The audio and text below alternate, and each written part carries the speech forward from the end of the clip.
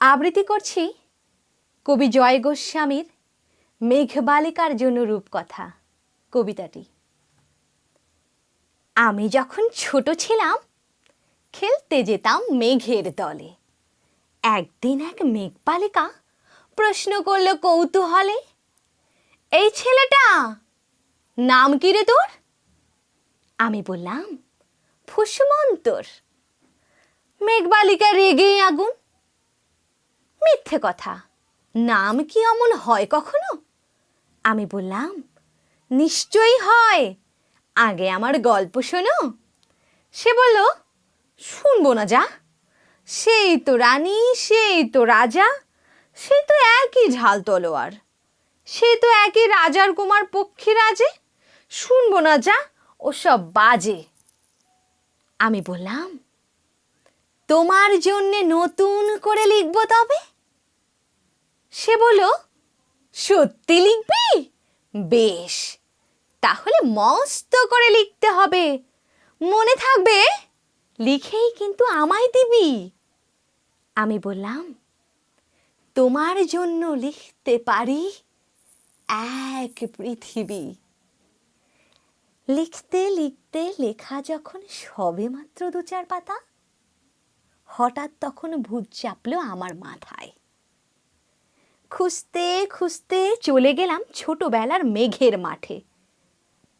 গিয়েই দেখি চেনা মুখ তো একটিও নেই তল্লাটে। একজনকে মনে হলো ওরই মধ্যে অন্যরকম।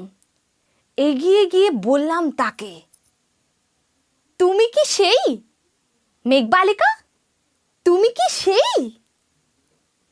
সে বলল, মনে তো নেই। আমার সব মনে তো নেই। আমি বললাম, তুমি আমায় লেখার কথা বলেছিলে।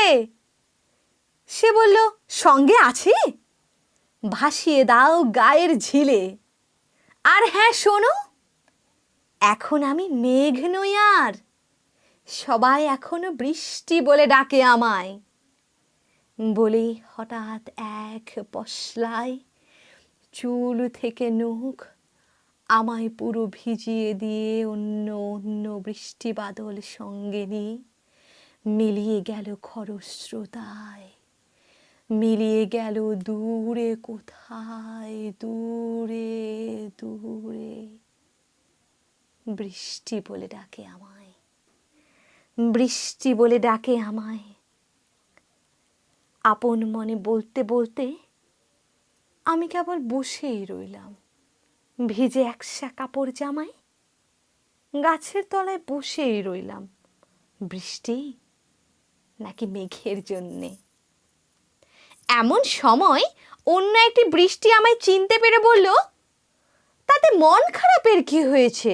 যাও, ফিরে যাও, লেখো আবার। এখন পুরো বর্ষা চলছে, তাই আমরা সবাই এখন নানান দেশে ভীষণ ব্যস্ত। তুমিও যাও, মন দাও গে তোমার কাছে। বর্ষা থেকে ফিরে আমরা নিজেই যাব তোমার কাছে। এক পৃথিবী লিখব আমি, এক পৃথিবী লিখব বলে ঘর ছেড়ে সেই বেরিয়ে গেলাম। ঘর ছেড়ে সেই ঘর বাঁধলাম গহন বনে, সঙ্গে শুধু কাগজ কলম। একাই থাকবো, একাই দুটো ফুটিয়ে খাবো, 2-1 মুঠো ধুলোবালি। যখন যারা আসবে মনে তাদের লিখব, লিখেই যাব।